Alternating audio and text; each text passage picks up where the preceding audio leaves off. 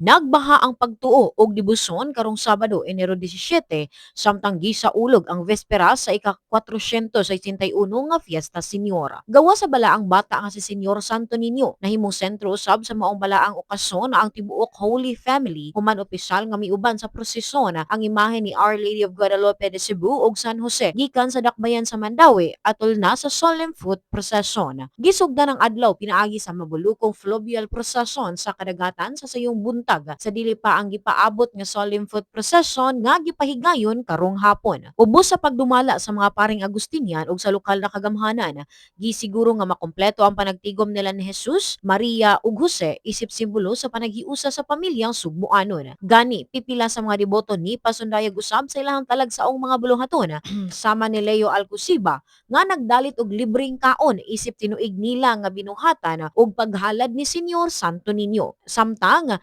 gisunod sa prosesyon ang tradisyonal nga ruta nga nagsugod sa Basilica, P. Burgos Street, nilatas kini sa Magallanes Street, dayon sa Borromeo Street, Santiago Street, ug nidayon sa Panganiban Street, padulong na sa Virama Avenue, ug gikan didto niliko ang panon sa B. Rodriguez Street, paingon sa Fuente Osmeña, ug mobalik sa Osmeña Boulevard, padulong na usab sa Basilica Menor del Santo Niño. Malinawon ug hapsay nga nipahigayon ang maong dako nga relihiyosong kalihukan sa kadalanan dinhi sa dakbayan sa Sugbo, luyo sa mga libuan nga mga deboto kan ni Salmot, walay natala nga bisan unsang daotang insidente o kagubot, butang nga gipasalamatan sa mga otoridad ug sa simbahan. Kaya libre pagkano pangatag ay halad ni naman ni Pino Santo Niño kaya kapistahan.